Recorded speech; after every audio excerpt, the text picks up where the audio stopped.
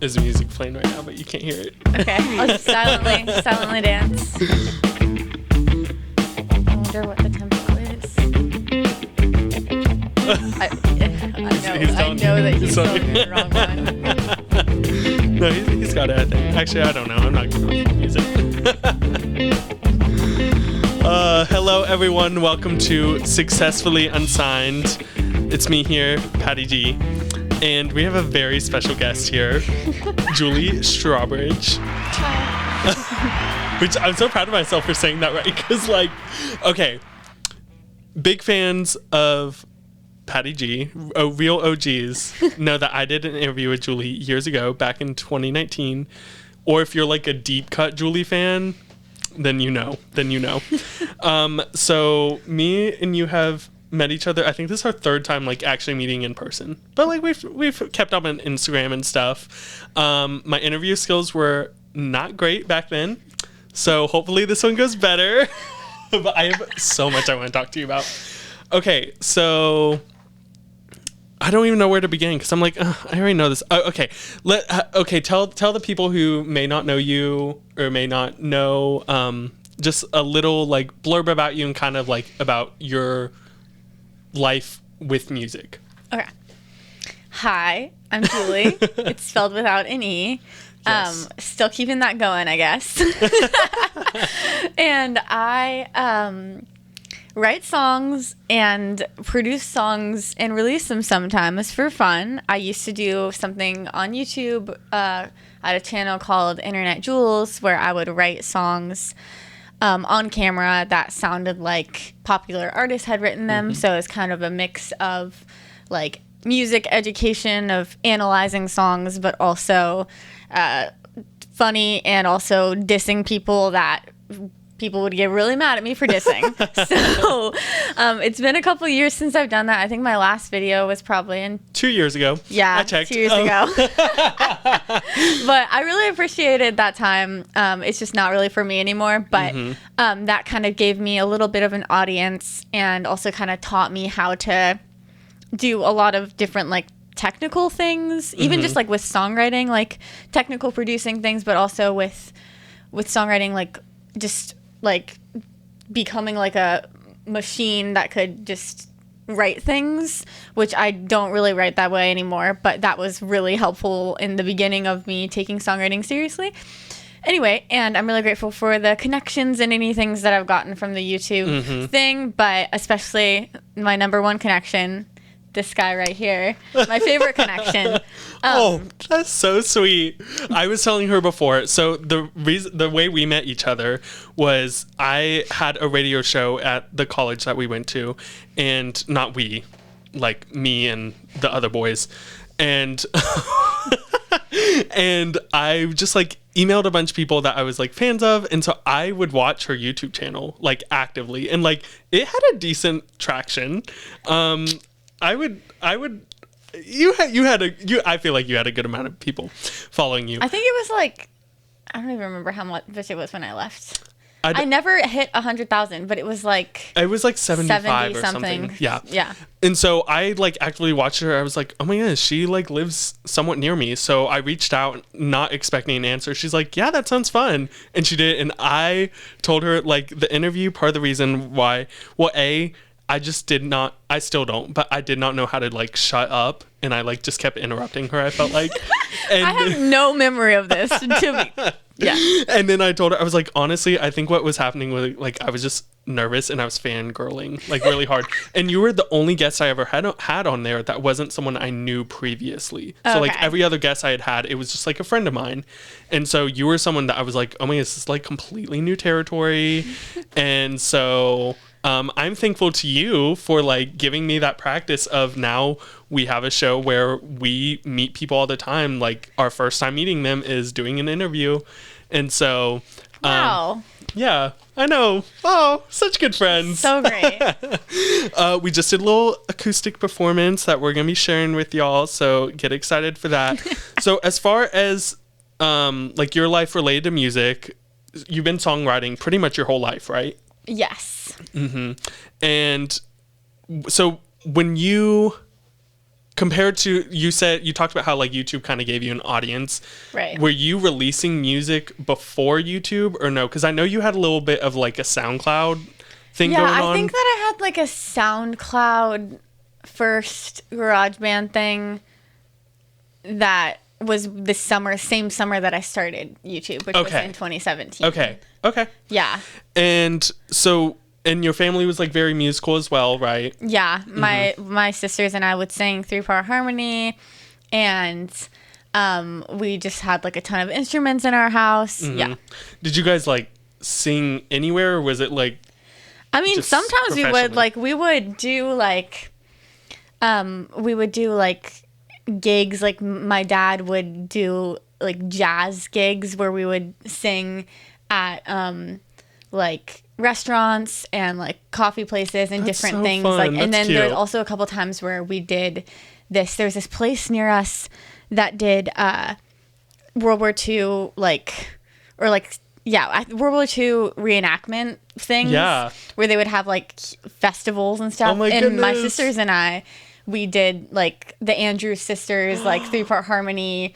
That's so cute. Did you guys like dress up? Boogie Woogie Bugle Boy. What is that called? Yeah, and we like dressed up and stuff. And we had a couple gigs like that. Okay. And then sometimes we would just do things like for people. And we had this whole like thing that my dad did called Jam, where he was teaching a bunch of kids guitar. And so then he just invited all of them over to our house. All of these like kids from between the ages of like 11 to like 17, and he would teach us how to play like Beatles songs and stuff, and teach us how to improvise. And so Oh my goodness. like we would learn like basic music theory stuff so that we could do like all the songs but then also be able to improvise. And so lots of music in my house. Yeah. That's so cute. That's fun. Dale's family like did a little like gigs around here and there, and like he has like 4 sisters. I love that. So yeah, I just love like families like that. My family, I mean, they all like music, but they're not like musical, and so that to me just sounds like such a fun thing. Like, oh, let me go with my siblings and like perform and stuff. I can't believe I didn't know that. See, this is the questions with old me where I'm like, why would you not like elaborate on that when she was like, I sing with my sisters. Okay, so I have some notes. I'm trying to not like peek at her. I know, yeah, and gotta hide them. I have some notes like, because I went back and rewatched our interview just because I was like, okay, like maybe this will give me a little bit of help on things. And then I also just want to ask you about like, obviously your music, because that's what we're here for. Is there one that you like prefer for me to start with? Wait, what were the 2 options? Questions related to our past. Okay. And then questions related to like your current music. I don't know, whatever flows best. Okay. We'll just go in my order. Okay. Oh, okay. This is actually a good question. So you talked about your YouTube a little bit, and like if you're like, we're talking about YouTube too much, move on. It's totally fine. Okay, so in that interview, we had talked about how your first YouTube video, which I think was how to create a Halsey song in an hour. Yeah. It like really blew up, and I was like, so do you feel pressure to meet that success again? And you were like, yes, all the time, but I've kind of learned how to move on from that and just realize like sometimes the video is going to do great even when you think it won't, and then sometimes it's going to flop even when you think it will do great. Yep. So do you feel, well, we'll talk, I don't know. Elaborate on that, and if that is maybe partially why you stopped doing it, or... It totally is. Okay. Yeah. Okay, So, get into it. That's like one of the big reasons that I stopped doing it, because, well, first of all, so I had been doing it like through college. I'd been doing YouTube, like, I guess technically, I guess it wasn't full time all the time, but like it was like my main source of income after Really? I got monetized, which it wasn't very much money at all. But like, still. But then after I graduated, my car had died. It was like COVID started becoming a real thing, and then my car died. And so then I was like borrowing a friend's car after we were just doing like online classes to finish out the year and stuff. And then I moved in to an apartment with my friend who like also does music. She's super talented, and we're gonna like live together and have our little like songwriting space. And but then like, so this is like at the end of 2020, but thus ensued like the worst time either one of us have had like in a maybe ever, where we both just like, I didn't have a car, and so I felt like so stuck. Like, the thing, I just feel like I need a huge level of autonomy to have like a working brain. And so we were in a 1-bedroom apartment together, sharing a room, and we were really close, but we also just had really different like emotional spaces and yeah, I don't know. And so it just ended up being something where like both of our mental health got so bad, and so our relationship was really rough. And so I didn't have a car, and so I was this was the Olive Garden thing. I walked across the street and was like, I'm gonna just like work at Olive Garden since I don't have a car, because I can just walk there and then I'll like get a car and do like another job, which for some reason at the time I didn't feel like it was accessible for me to just get like a normal work from home job. I don't even know what I was thinking, but I worked one day at Olive Garden and was like, wait a second, I have like a YouTube that like I get money from, and I have like a lot of other things that I can do with that to get money. Yeah. Why am I not just like taking advantage of that resource? And you took your breadstick and you left. And I took my breadstick and I left. And I actually know like multiple other people that also worked at Olive Garden for one day and stopped working. And usually Olive Garden, like, what's up? I know, for real. Anyway, but so then I started doing like full time, like my entire money and all of my time is spent making videos and doing demos for people. Like, people would send me their like a cappella songs at a BPM and give me references, and I would produce the music around it, which would have been fun, and sometimes it was fun, but it was usually people's like first songs. And so a lot of them like didn't really know how to do pitch and stuff, and I was just like, or like wouldn't stay on meter, and so I didn't want to work, because I would only charge $100 for it. And so I was kind of like trying to find the balance between like doing something that was like something that the person wanted, but also not putting a crazy amount of effort into something that they literally like would not have ears to understand like the difference, basically. Yeah. And so that was like, I was really grateful for that, but it also got really like weird because of how there wasn't like a good enough system that I didn't put a good enough system in place for like boundaries of how many edits I could do, or how many like, so sometimes people that I thought would have no idea like what they were hearing would be like, oh wait, can you fix this, but wouldn't know like how to communicate what they wanted me to fix. I gotcha. And so anyway, so that, and then I was also doing Patreon songwriting lessons and stuff. So I was super grateful for all of that, but I just like had come off the tail of doing a couple really good like YouTube videos that did really well. Like, I feel like I had a couple in my senior year of college. I had a couple how to write a blank songs that did really well. And I had some video essays and some random things that I was really proud of that actually did well. And then I also had some that I like didn't care about at all that did really well just because they were like clickbait. Like, I made like some videos about Camila Cabello that did really well because at the time I really didn't like Camila Cabello. That was true. And people just like love to hate people and watch people hate people and love to hate on people that are hating people that they love. And so we're all haters at heart. Exactly. And it's also like, this is an entire industry that's built on your attention. Yes. And so if you hate watch something, you are literally paying someone. So like, why are you doing that? Anyway, so I was just doing it full time. I was super burnt out all the time. I was spending a ton of time. Were you posting weekly? Yeah, I was trying to post every day. That's what I forgot to say. Yeah, I was trying to do an everyday thing because I was like, I got time. Like, I'm not doing anything else. So I'll just make a video like 5 days a week or something. And so I was doing that. And I was trying to make videos that were going to be eye-catching to people. And then sometimes I would make videos I was really, really proud of. But like, regardless of what I did, it felt like literally nothing was controllable or nothing was predictable. And I was just so burnt out, along with like my other like terrible brain stuff and like relationship stuff with my friend at the time.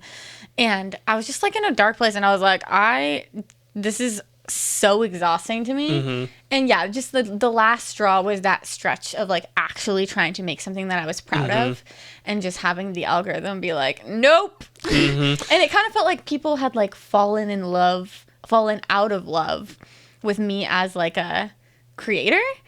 And so I just kind of felt like I was like trying to get back this like spark of like how, because it's funny because when I started doing videos, like right when I started, I'd done that first video and then I like got a pixie cut and I looked like the worst that I've ever looked in my life in terms of like conventional attractiveness, because it's like YouTube saw me like growing out my like rat tail pixie cut. And then like when I had like silver and purple and blue hair, that's when I had like the least views, which you would think that I would be like, and like when I had like really nice looking blonde hair, like I just like didn't get very many views. And I was like, I don't understand all these videos where I look so bad. And like people will comment occasionally that I look bad, and I think it's funny. Like that's the one thing actually, I thought that hate comments would really get to me, and they never actually did. Like I would literally laugh at them. Some of them would be really funny. Like this one person told me that I look like a tomato that had been left out in the sun for too long. And I thought that was really funny. Oh my goodness.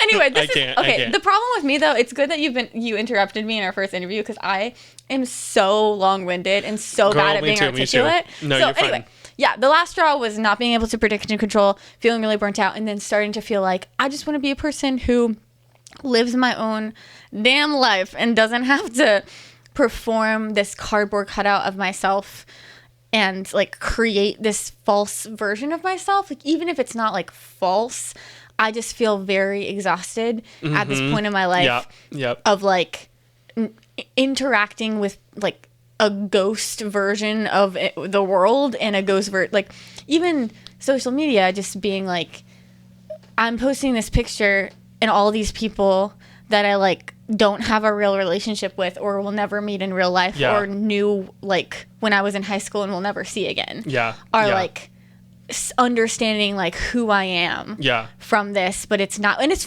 not that deep obviously, but it also kind of like is that deep. So also that part, the like what you just said about like people falling out of love of like who you were. And like that made me want to cry just now, and you just like said that so casually. I'm just like, oh my goodness, like you're like, what do you want from me? How can I gain back that? So before that like really long stretch, had you like taken a little bit of a break, or what were you like? Yeah, I was posting, but it was only every once in a while, and then you're like, okay, we're gonna put it into hard drive and post every day. I think that I had been doing once a week, but I think I was kind of inconsistent with it sometimes. But yeah, because like some of the videos I would make, I would be like, cool, do this, edit it, throw it up, it's fine. But especially when I was doing video essays, I would spend like 3 full days on them. I don't know how people do those. Like I loved them so much, and I felt like so proud of myself doing them. And some of them actually got a good amount of views, but I couldn't have done that. Like I was thinking about doing that as my channel for a while and like going more into that direction. But then I just felt like it takes so much time and energy to edit those videos. Like it's crazy. Well, and a lot of people who are like big on video essays, they're posting like once every couple months. And so then it's like, I mean, and I have no idea how income works with YouTube or anything like that, but still like if you're like, okay, well, I'm trying to make money and right now. And that's like even more pressure. Yeah. Do you think you would ever go back, or you're just like, no, I'm done? Sometimes I think about it. Sometimes I have these like delusions of grandeur where I think that I could just jump back on. But then I'm like, well, if I'm going to do that, then I'm going to have to edit. And like, why not just make a TikTok? But I hate TikTok. I like kept like trying to do TikTok for a second and then just being like, I don't know who I am. I can't do this. Like, do you think, I don't know. I'm so sorry. I had a really good question in my head, and then there's crickets playing right now. I just realized you don't have headphones on. I don't know. I'm so annoyed. I literally had a really good question. It will come back to you. Yeah. So do you still like find yourself analyzing artists and like making your own little songs for them? No, I don't do that. Sometimes I think about it though. Yeah. I don't do that. Actually, I had a moment the other day where I listened to Imagine Dragons for the first time in like 5 years. Yeah. Because not to like, I don't know what this crowd is like in this room, but like, I don't really care about Imagine Dragons. No. And like, I used to care about Imagine Dragons when they first came out, or when they first had that huge album. Yes. And then like, I know that like, I'm impressed by their ability to make like huge hits. And like, yeah, like I remember the first time that I watched that episode of Riverdale where they played Believer, and I was like, damn, that's so good. Like, it slaps, it does, but like, I just don't, it's so, I don't know, I kind of feel the way that I feel about Imagine Dragons, kind of about Ed Sheeran, where I'm like, you're too good at this, so it's not interesting at all to me. Like, you're, oh my like goodness. The formula of how you do it is just like so lifeless to me. Anyway, I also just don't really understand that like audience. Well, or that's a energy video essay right there. Yeah. Anyway, but I was thinking the other day when I randomly listened to Imagine Dragons, because I was like, what are they up to these days? And I was wondering why I hadn't done how to write a Imagine Dragons song, because now their formula is like super, super clear. I feel like it was less clear at that time, but now they have like the brooding cinematic, like really like syncopated right for a it's all Riverdale. Like, it feels like every song that they wrote for a Riverdale scene. That's so funny. Feels like I can see that though. I can see that. Yeah. Like, it feels like they got a brief of like, this is what's happening in the scene, and we wanted to buy this song, but it was too expensive. So can you write something for us instead? I've never seen Riverdale, but I'm like, yeah, I see that. I see that. Like, it feels like that's what Imagine Dragons music is. Anyway, I do remember what my question was. Did you announce that you were leaving YouTube, or were you just like, here's my, like, did you just post your last video and then like, I'm done? Like X'd out of my life, and then I got a car, and then I started working at a liquor store. Which was actually really fun. I really liked it. Do you ever get comments being like, girl, where are you? Yeah, I do get comments like that, and sometimes people will come on my Instagram and be like, yeah, like, are you ever making videos? And I feel kind of bad, because I'm like, I know that there's some people who actually really appreciated my stuff there, but that's not your responsibility.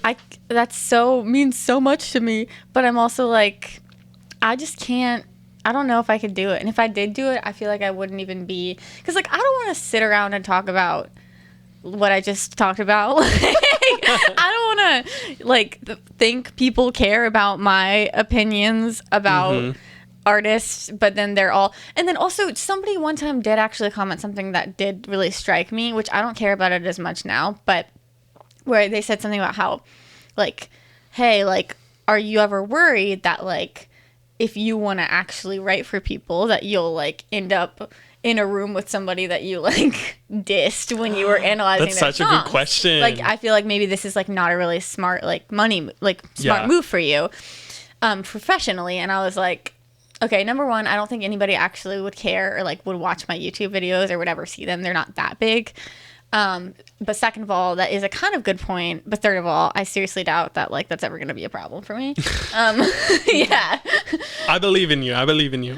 So, okay, so in our old interview, we had talked about how the word fans made you uncomfortable at that time. Yeah. Does it still make you uncomfortable? Yeah, because also part of like not announcing that I'm leaving YouTube, I guess I just have this thing of like, no one's really watching this. Like, no one really cares about what I'm doing. Like, nobody is actually like waiting for me to release music. Like, nobody cares. Even when people have explicitly told me that they do care, I just have this complex about how it's like it's just like me in my own little world and nobody is like watching me. And so thinking about having, like, I feel like the word fan, I don't really identify with it. And I also feel like if I did identify with it, it would come with so much responsibility in a weird way. Yeah. And that's like something that makes me feel wildly uncomfortable to be like responsible to people that I'll like never meet, or to have this, because I get really easily wrapped up in wanting to, I don't think it's necessarily like people pleasing, but I think it's really just like, I see I want to know everything about everyone, and I only recently have gotten better at that in the last like year or two, and like not done that as much. But I used to when I would first meet someone, like in any context, like a date or like just a random thing. I'd be like, so what do you think about this? Tell me everything about this. And just be really pointedly ask them a ton of questions and have this like, but then it was kind of like a dick move because what's the vibe with like saying you're good. We mostly okay. keep it PG, but like whatever. But because then I wouldn't be very like vulnerable myself. So it would just be this weird thing where like I would want to know all the secrets about them, but then I would be like kind of aloof with them. So it was like a bad dynamic that I should not do. So I just feel like with people that I don't know or with like the fan dynamic, I'm like, wait, but you feel this way about me and me as not myself. I want to like, I see this like depth of your humanity and like I can like be outside of myself and be like, if I cared about this small artist, then I would want them to Instagram message me, or I would want this or something. Yes. And then I just like have like a problem with like boundaries. I feel like you get wrapped up in the like parasocial relationships. Yeah, I do. And so I would just like want to, which actually really sweet thing, this woman that I kind of somehow know, but I don't actually know her. She's like a family friend that I don't actually know. She said that her 11-year-old daughter loves my album so much and asked me to send her like a signed thing or like a letter or something for her birthday. That's so sweet. And like any merch that I had left over, and I didn't have any really. I think I had like a "you're not gonna find me in your notifications" thing from a long time ago. And she's like, I'm sold out. And so I sent it to her, and she like sent me a video of her like reading the letter, and I was like, this is such a weird experience for me, but this is so sweet. And she was like listening to my song in the background while she was reading the letter, this little 11-year-old girl. And yeah, I don't know if I am strong. I'm not the type of person that could like do that. I think it's because you're a psychology major. Psychology. I'm not a psychology major. Wait, what? Oh, philosophy. I wrote down psychology. I don't know why I wrote down psychology when I was literally watching. I just feel like you're a very like introspective person, and like you really true. Like obviously your whole channel was built around analyzing little details about a lot of things. Yeah. And so I feel like even in your relationships, as far as like fans go, like I could see how that would become a not issue, but just like, oh, this is like bigger than I realized. Yeah, man. Like I only recently have been able to say like, oh no, I'm actually like, I don't know if I am interested in, or like trying to find a nice way to tell somebody that I don't want to write with them, because there's some like lasting people that follow me on Instagram that will like still sometimes ask like if I want to do a song with them, and I'm like, that's so sweet. I appreciate that so much, and like I'm so grateful for that. But I am so tempted to be like, yeah, for sure. But then I'm like, dude, no. I am not in the business these days of like writing with people if I don't actually like their music and like want to be part of their life like collaboratively. And so they ain't gonna find you in their notifications. Yes. Okay, that's gonna be a nice little transition for us to take a break and then talk about your music, even though that's an old song. But we're going to get into it. No, okay. Such a good song. Okay, break. Have you been enjoying Successfully Unsigned? Then check out all of our other content on YouTube, Instagram, TikTok, Facebook, and everywhere you can stream podcasts. Don't forget about our exclusive artist interviews and performances right here with Successfully Unsigned. Join us and like, comment, follow, subscribe, share with all of your friends, and tell us what your thoughts are about being an artist in the music industry.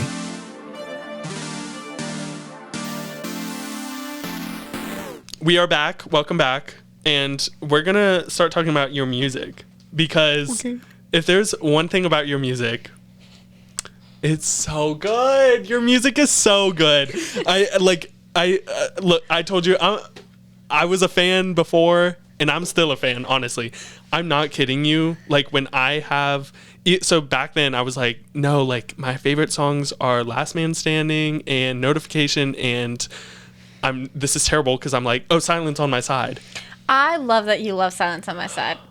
I'm not kidding you when it's like on repeat or has been on my on repeat. Okay, that before. makes me trust you even more. It's so I almost Silence on My Side. It's like a character test to me, honestly, because it was like the weird song that I didn't think anybody would get, and then a couple people have been like, "I love Silence on My Side," and I'm like, "You're a real one. You're a real G." I literally straight up almost asked you to start like strumming it a little bit when he was like doing some stories. I haven't played that in so long. I really love that song. Yeah. It's though like that and Last Man Standing, but especially Silence on My Side. Those are like I'm in the airport like looking out the window all like emotionally being like, my life is a movie.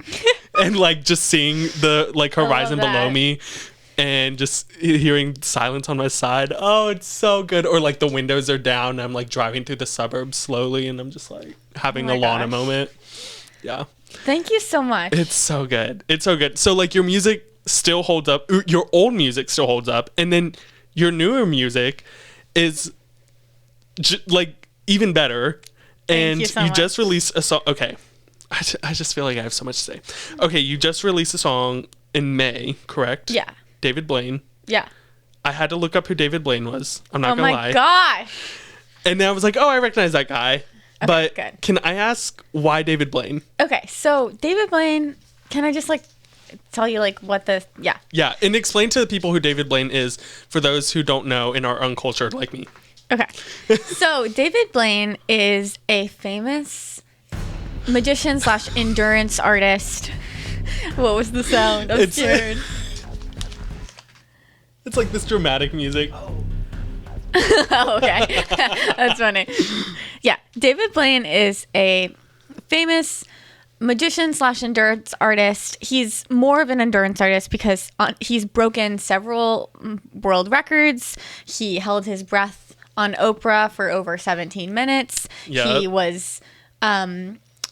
what other things? He stood on the top of... These are some things that are actually mentioned in the song. Mm-hmm. He stood on the top of a like pillar in the middle of New York City, a 70-foot tall pillar for like 5 days or something, like with no food or water. He just like stood there, which is like crazy. And he was like in ice. He was in a block of ice in the middle of Times Square. And like all of these things happened probably like 20 or like 15 years ago, like in the early 2000s. But he's still going. He's done a bunch of like celebrity, he's like freaked out a ton of celebrities because he's not like, I respect him a lot because number one, he's not like a Chris Angel type of person.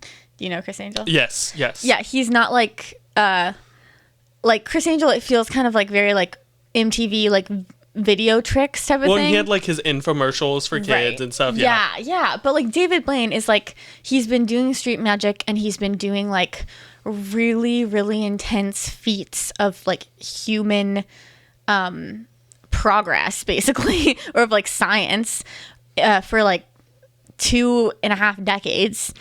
And as I said, like he's broken a ton of world records. But David Blaine, I've always had this like attraction and like a interest in David Blaine, and this also like a sympathy and empathy for him. A lot of times I've been watching a David Blaine video where he's like putting an ice pick through his hand or something, and people are like, that's so gross. How can you watch that? And I just have this like thing where I've never felt like he was just trying to like show off for attention, like, and da-da-da-da. Like it feels like he has this underlying desire to push the knowledge of like who humans are and like what we can do forward. And it's also this like obsession because like he would do like Navy training. He did like a Navy SEAL training or something just like as part of a thing. Like he just does like really intense like physical feats. And I feel like it touches at he touches at this like deeper human condition thing that's what I feel like about the pursuit of greatness and how the pursuit of greatness is really just looking for something greater than yourself. And so I was just feeling very empathetic and inspired by David Blaine one day and feeling like I have this weird, like, I feel like David Blaine sometimes, because part of it, a lot of people have said that David Blaine the song is like gifted kid burnout, like have said stuff about that, which it kind of does have, like, the song has elements of that. I can see that. It's really supposed to be about, like, the human condition and about kind of tying in my personal internal world that has, like, this compulsive need to be proud of myself, and tying that in with, like, the human condition as a whole. And there's this, so I don't actually, like, listen to, like, U2 really, but there's this U2 song called Every Breaking Wave that he does with Ryan Tedder. You know Ryan Tedder, right? Ryan Tedder is the One Republic guy, but he's written, like, a bunch of songs for everyone. And they wrote the song called Every Breaking Wave, and the whole song is about, like, every gambler knows that, like, to lose is what he's there for. Like, we're in love with defeat. Are we ready to be swept off our feet and stop chasing every breaking wave? And it's this whole idea of, like, we don't actually, like, want to win. And there's, like, this addiction to like, failing almost. That's, like, part of the human condition, I think. Okay. I don't know if this makes any sense. No, and it it's does. also, and then I tied in with, like, the whole Icarus thing, like, flying too close to the sun, and just the idea of, like, you don't actually want to be the greatest thing. Like, no one actually wants to believe that there's nothing greater than they are, because that's, like, a lonely existence. And because I think that we are creatures, and we know that. This is why I love your songwriting, because, like, you seriously put so much depth and, like, analyzation into, like, so many things. Thank you. And, like, it shines through your music. Well, that means a lot, because I wasn't going to release David Blaine. I didn't think anybody was going to get it. And it kind of feels like nobody has really gotten it, because maybe I was just wishful thinking that somebody would, like, touch on elements of what I just said. Yeah. But most people, like, they think it's, like, fun, but they're not really, like... It's a weird song. I released it because my friend who's helping me mix the rest of my songs, which he's also a great artist. His name is Scrawny, and he just got signed to a small label, and he's just a really cool person. Congrats, Scrawny. And yeah, he's great. Actually, I feel like you guys might like his music. And he asked me to work on something with him, and then he was like, "Yo, if you want anything that, like, if you want me to help you with production or anything, then..." And I was like, well, I know this one weird song that, like, I don't know, it feels like it's sonically up your alley, but I don't know if you would, like, be into it. It's, like, super weird. Like, I don't really know if anyone's gonna get it. And he was like, this is fantastic. And just kind of gave me this, like, push of validation. And then I was like, well, I'm releasing this song. I don't know why. Well, Well, and the beauty of songwriting and, like, music is that even if you don't necessarily get it, like, you can still love it because you can still have, like, your own interpretations or whatever. Yes. And so, but I still love that you always have, like, a full, like, video essay, honestly, that you could do about your own music. Like, to me, that's beautiful. And I don't know. I really love it. So, not to get uncomfortable, but can I ask, so you had released an album in 2020. And then we get David Blaine 3 years later. Yeah. Can you explain the 3-year gap? Or because we just signed a. We just what is that joke now? I signed a NDA. NDA. Oh no. No. About to get dramatic. Yeah. So what happened is during my, like, year of living in Antioch, with my friend, the year that I stopped doing YouTube, or, like, the end of 2020 into 2021, I was like, I don't need to release any music because I just want to write for people. So I need to be focusing on, like, doing demos and, like, writing up and, like, doing sessions and stuff like that, which I actually did do some really good sessions that, I mean, I have some cuts coming out that I'm really grateful for. Okay. That happened when I was working with somebody in LA. I've had 2 really cool LA experiences. So you've been to LA then? Yes. Very cool. Okay. Yes. I've had some, like, I never know how to talk about, because some of the experiences I have been like very, very, very cool. And sometimes I, like, casually bring them up, and then I realize that, like, maybe that's, like, a like no bad thing to do or whatever.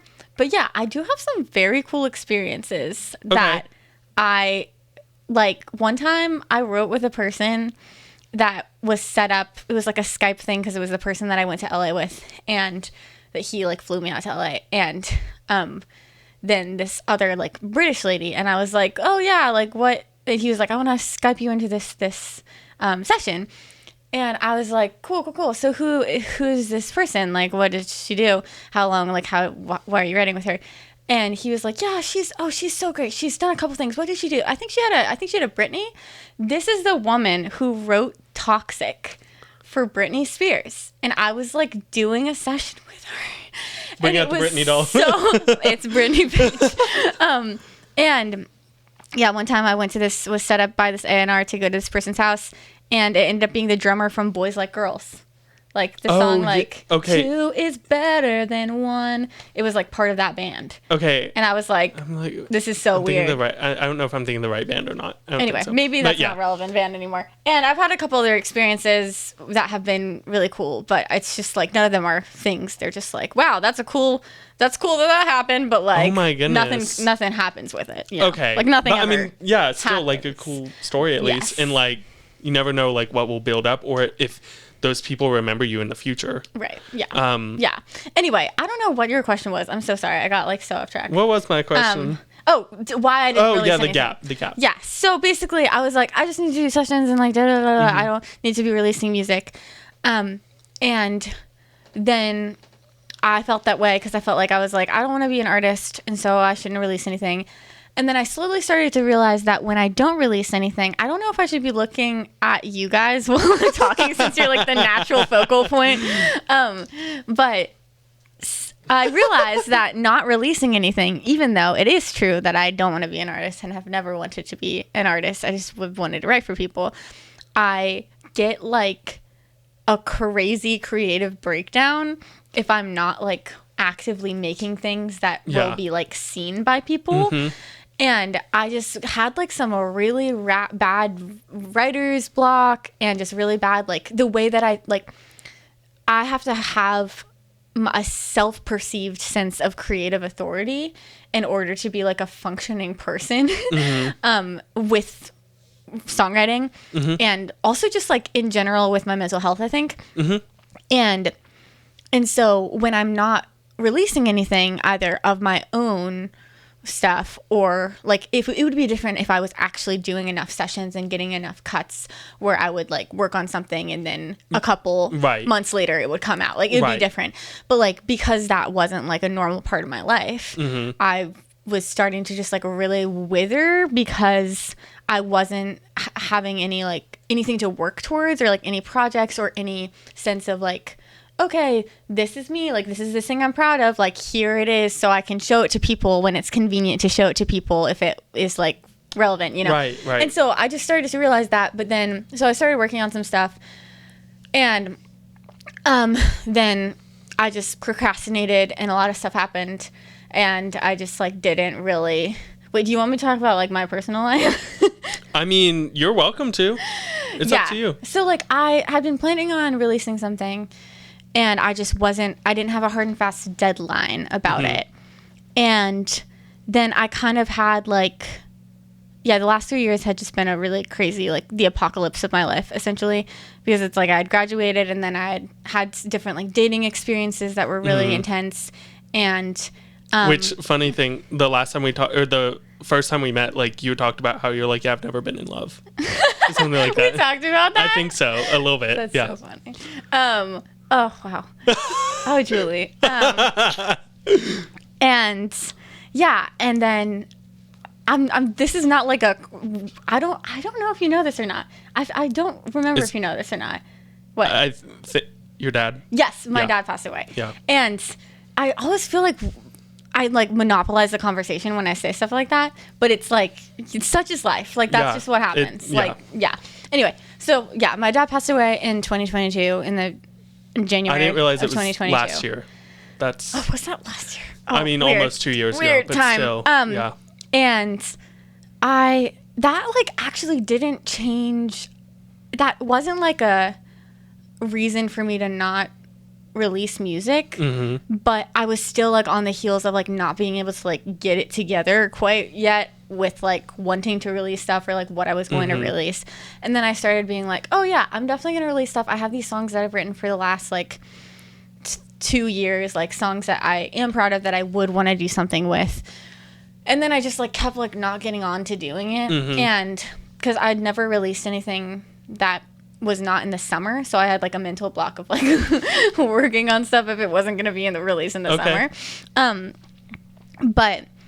But yeah, and then I just got to a point where I was like, dude, I have all the songs, like I need to freaking do this. Like this is just like a self-satisfaction project. Yeah. Where like I need to feel like I have active and like accurate depictions of like how I write and how I feel. Also, I just kind of feel like I need to like document this like whole season of my life. Yeah. And hopefully somebody will relate to some aspects of it. Yeah. And yeah. And so then I was just like, cool, I have 17 songs that I'm going to be releasing soon. Okay. So yeah. And so I'm definitely doing it. So I was trying to release it in August, but then I just had like some setbacks with that. So I'm done with everything on my end. So mixing is happening. And so hopefully it will be out in like mid-October, which is kind of fun because it's like I've always wanted to have like a fall vibe album, and this is way more fall vibes because a lot of it is more acoustic and darker, and yeah, so it's just gonna be, I have to like keep being rooted in the fact that I'm doing it because I want to do it, and I have to not get too caught up on my like dispositions of like what people are gonna think of it, or like my like fake notions of how people are gonna hate it, and oh my goodness, which is I'm like so I just excited. Have such a like inner critic, but it's not even like my critic of myself. It's like I think something sounds really good, and then I'm like imagining someone that I don't even care about being like, this sucks, and then I just have anyway. So yeah, that's why I didn't release songs. I just felt like I didn't need to because I was trying to do songwriting, and then I was like, it doesn't matter. I would love to try to do songwriting, but I also just kind of want to live my life and write whatever I want to write, and I need to release something because it's good for me. Yeah. Can I ask, do you have any songs about your dad on the new album? No, I don't. Actually, well, I feel like I have songs that are like, that have like aspects of him, or like have aspects of like emotions regarding that. But the thing about me is also like, it takes me such a long time to process things. And I think part of that is just because I feel like I don't like avoid emotions, but I am just like, the way that I deal with emotions is just like really weird. Like even like me and my sisters, like with like my dad passing away, like we all just had like really different like grief journeys, and mine was always just like, well, I have my whole life to process this, so I'm not gonna rush it. Like I'm just like, sometimes I'm gonna burst into tears, sometimes I'm gonna feel very like numb, sometimes I'm just gonna feel just like very like flat. And so it takes me a long time to process things, because the thing is also a friend of mine, this is not sorry, this is so many sad things, but no, it's okay. Another thing that had happened was in 2020, it was in April 2020, the first person that I'd ever really like had like a real like romantic thing with, that I'd known since I was a kid, but we had like not seen each other, and then found like caught up again, and then what was I gonna say? We like, it was kind of like I always wondered if I was gonna come back around to you type of thing. And then he died unexpectedly in 2020. And so like that had happened, and he had like had addiction problems, but like he had been clean for a really long time, but he had something happen where he like relapsed and was like in and out. And so then he like passed away and OD'd and stuff. And so that had happened in 2022. So a lot of crazy stuff has happened. So you were processing that, and then I was processing that, and then my dad, well, now I have a whole nother thing to process. Yeah, and so like I finally, like, it took me like a year and a half to like write songs about him. Okay. And which is actually funny. There is a song on my album. So there's like 2 songs on my album that are about him, I think. Maybe 3. No, I think there's only 2. But one of them I'd actually started before he had died, but like when I just like still liked him, but where we like almost hung out over Christmas break because we had like been hanging out in the summer, then but then we like missed each other and like didn't actually end up doing it. Yeah. And I started writing the song about him in, I guess it was 2019, in December of 2019, and then finished writing it in December of 2020. So it was like this weird thing where it's like about like where it's like half of it was written just like, oh my goodness, having like feelings for Can I him, ask and what then song? the other, it's called Turn to Salt. Okay. So Okay. I'm excited for you to hear it. Okay. So it's one of the new songs. Okay. Yeah, it's a new song. Yeah. Anyway, so yeah, it takes me a really long time to process things. Yeah. I need to like really articulate better. That's so funny that you say that, because I'm literally sitting here thinking like, man, like I don't know, I feel like you're very like eloquent with your speaking. That's so nice. Yeah. So a lot of sad things have happened in my life. Yeah. And yeah, and I'm releasing music. So. But honestly, and that's the interview. Oh my god. He just used a yay thing. No, it's I like that you are just kind of like you said, you're like, that's my life. Like, yeah. What am I going to do with it? But I also like that you're like, I have the rest of my life to process this. I feel like in a way that's a very healthy way of thinking. Like everyone says, grief is not linear at all. Yeah. And so, like, I'm not going to like feel like, I think that feeling guilty about the way you're grieving something is like so toxic, you know, like being like, no, but I don't want to, like, if I forget, then I'll feel guilty about it. Or if I don't feel sad right now, I'll feel guilty about it. Like, that's what my sisters feel sometimes. And I'm like, dude, you can't do that to yourself, because it's just like, you're going to feel how you're going to feel. And like, it's going to like look different as you get older, and it's going to suck no matter what. So. Oh, girl. Anyway, oh so my goodness. On to happier things. So. Okay. I feel like, did I just make you guys like so uncomfortable? No. I don't know about them. I mean, the thing is, like, I did know that, and I was like, if it comes up, great. If it doesn't come up, then whatever. Yeah. There's been a couple times where I've mentioned that to people, and they've been like, wait, what? And I'm like, oh, yeah. Like, people that I like hadn't seen for the last year or something, and it's like really awkward then. I mean, I've just learned it through Instagram, honestly, but like, I was just like, okay, well, we'll see. Thank you. That was good. Well done. Okay, well, happier things, or a funny thing, we talked about our hatred of Pitbull the first time we talked about it, and now I'm like, you know what? I do kind of like, I don't like his music, but I kind of like ironically like him now.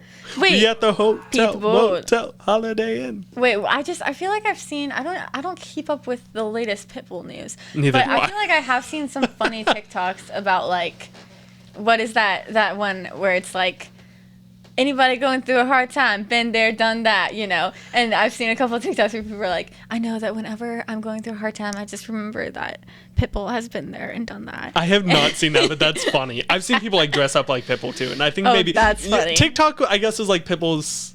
I don't know. Well, I don't know what I'm trying to say. Okay. We're going to take one last break. We're going to come back for Show and Yell. I know I kept telling you Show and Tell, but it's actually Show and Yell. You don't have to like actually scream. Okay. But like, we'll talk about it. I'm excited. And then I also do have like 2 more questions for you. But break. Have you been enjoying Successfully Unsigned? Then check out all of our other content on YouTube, Instagram, TikTok, Facebook, and everywhere you can stream podcasts. Don't forget about our exclusive artist interviews and performances right here with Successfully Unsigned. Join us and like, comment, follow, subscribe, share with all of your friends, and tell us what your thoughts are about being an artist in the music industry.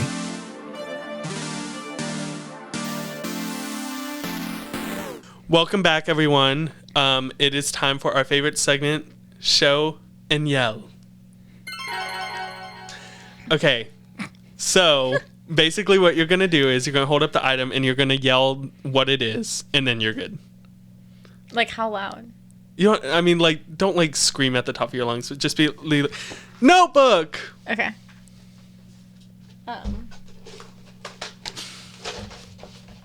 Ooh, fancy. Poster of a horse. Poster of a horse. It says, in love with life and raring to go. And I have a bunch of little trinkets around my house, but I just felt like I needed to bring this in because it's magnificent. Okay. And I brought this in. Do people normally bring in things that like have like really emotional significance to them? Because I just didn't feel like sometimes, and then but when we do our segment, like I bring in like something like my first thing was the Spice Girls backpack. Yes. So like it doesn't matter. Yes. Okay. Good. So, but I mean, it does kind of have meaning. So. Are you a horse girl? No. Oh my gosh. That's why it wouldn't be funny if I was a horse girl. Do I strike you as a horse girl? No. That's why I was I'm like so offended. No shade to the horse girls. She walks out of the interview. Yeah. Now this is making me think of the I Am Knuff. Oh my gosh. I'm waiting for that hoodie to come in. I bought it. I'm not kidding. It's from the Barbie movie, y'all. Uncultured. You guys haven't seen the Barbie movie? It was really good, actually. I really liked it. I thought I tried to convince them. Yeah, it's not even like the way you would think it was. It actually has like a lot of really interesting existential questions. Yeah, it does. It actually does. Y'all should see it. Viewing party. But yeah, so basically, I think that my sister, her friend, Can you see it? Good. Got this for her, I don't even know how this happened to me. I think eventually it just I got showed up in your room I one day. eventually got it from someone, and I think it was my sister. And I, like, several years ago, and every time I'm like, oh, I don't really need that. I should just, like, throw that away, like, whatever. I'm like, no, I must keep it. And then I just, like, it's in my pantry right now. I just keep it in my pantry. But I just keep it because the energy is so good. Like, in love with life and raring to go. I don't know what raring means, but like whenever I just feel like sometimes you have to remind yourself that like life can be as like pure and simple as being a horse, except your life is probably not that great if you're a horse. But like you can just be like so nonchalantly like, I'm here, I'm living, and I'm doing whatever I want to do, and it's fun. And you can like actually decide to have that energy. And it's also like the energy, like, yes, I'm Knuff. It's the energy of like contentment, because like we were talking about earlier, like the transition thing. Yeah. And I just feel like the key is being like, all of life is transition. Don't think of yourself in a stage of like waiting to get somewhere, because everywhere you are is where you are supposed to be. And so like, yeah, I don't know. In some weird way, this horse just reminds me to be content. So. I also just love it. That's like really 90s. And I also, yeah, I know. That's what's so funny about it. And it's also funny to see like if people like actually thought that this was like genuine and not a joke. Then like I just did. Yeah, that's what's so funny girl? Because I love things like that. Things that like test that like split second, are you in the same vibe as me or not, you know? But also I made you a present. It's a bracelet, and it says iridociclitis. Oh my goodness, I literally have a group chat with this name. Oh my gosh, no way! Yes! It's meant to be. Yes. I mean, the thing is, I didn't actually originally make it for you. I just was sorry. I have been, since I've been like moving soon, I've been cleaning out my house, and I have like this huge craft drawer, and I was like, I don't need all this craft drawer stuff. And so I was looking through, and then I found this, and I was like, well, I guess I should try to get rid of some of them. I made one for my friend that just got really into Twilight. And I made one that says "Skin of a Killer." Yes. And then this one that I have says "Live Snakes," just because I think it's funny. Okay. I don't know. Okay. But yeah, I made the iridociclitis one. It was like, this is precious. Who should I give this to? And then I was like, Patrick. That's so sweet. Even if it wasn't originally for me. Iridociclitis. Okay. Do y'all know it's a vine, and this kid's just you guys don't know about iridociclitis? If you knew that. If you knew them, like, yeah, no. It was a vine, and it's like a spelling bee, right? Yeah. And he's just like, iridociclitis. And he just is like the funniest looking little kid, and it's just so funny. We'll watch it. I actually just learned what iridociclitis is. Yeah, what even is it? So I think it's the swelling of the vascular muscles in the eye or something. So it's like some like eye disease. Well, like I love this so much. I think it's similar to like glaucoma. Which Fetty Wap has. He does? He has that one eye. Oh, I didn't. Glaucoma. I thought. That's what I read somewhere. I didn't know that. 1748. Isn't it 38? It's like a 1738. a whiskey, right? I don't or like know. a cognac. I don't know. 1748. Okay. Anyway, yeah, that's it.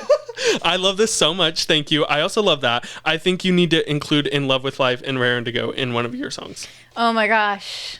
Yes. Yeah. Yeah. It needs to be That done. should just be the title of my album. Yes, with that picture. Yes. Exactly. Okay. Real quick. I wanted to ask this too, and I'm really genuinely curious, even though it probably would have been a better question to ask earlier. How has your songwriting process changed, like, since, I guess, you started releasing music? But especially in the most recent years. Or has it? Like, since just, like, forever? Or, like, what's the beginning? I mean, maybe just, like, I don't know. I guess, like, since you've been releasing music on Spotify. Yeah, so I definitely feel like my album, Oversharing, my most recent one, I wrote most of those songs in, like, one sitting. Okay. Like, I would just, like, write. Like, I remember writing Boys in My Room and just being, like... I like that song. And then just, like, writing the entire thing. Or, like, it would either be, like, the whole song I would write it. Like, I remember staying home from school to write Come Clean. And just being like, I need to process this event that happened in my life, and I need to pretend that it's a fun event, and write a Taylor Swift sounding song about it. And yeah, that's one of the funny songs where you're like, it sounds like a fun song, but it's actually a really upsetting situation. Anyway. We'll move on from that right now. But I will be asking after the show. But so I used to feel like I was in like this groove where I could write things really quickly, easily. In general, I don't like to just write a whole song and call it done, because I like to let it marinate. So I usually will write like a chorus or a verse, and then I'll like come back to it the next day, or come back to it a couple days later, listen to it while I'm driving and stuff. But I feel like with Oversharing, I just was really like emotively speedy and articulate, I guess. And so I just wrote things really fast. And this past 3 years, I went through different phases. Like, as I said, like I had like some really deep writer's block phases where I was like writing things that were just like bad, or I was just like not writing anything at all. But these days I go in and out, because I think that I guess I'm about to start a season where I'll write more, because I have a hard time writing when I'm like working on producing things, or like when I'm working on like producing a project. I have a hard time like currently writing. The newest song, I'll say the newest song that I've written on this upcoming album, it's called Objects in the Mirror Are Closer Than They Appear. And so when you hear the album, you can know that that's the one that I wrote this year, and all of the other songs were literally written in like the last 3 years, and some of them in the last 4. Oh, okay. There was like one that is from like 2019, I think. Okay. Or there's 2 that is from 2019. Anyway, so these days I feel like my process for writing, I think it's very slow, but sometimes it's just like my own laziness, because I do think that YouTube, like doing YouTube, made like the machine of my songwriting brain really slick. And so I think that now that I'm not doing it as often, I'm not like pressuring myself to be like, you have to write a song, you have to do it like once a week or whatever. Then I feel like a little bit more out of touch with it, and I can still do it. Like sometimes I'll go through like a couple months or something where I'm like, wait, am I like not able to write songs anymore, or like what's happening? But then usually I can. I just have to. Sometimes it takes me a second to like find like a hook or a concept that actually feels like it's like worth finishing.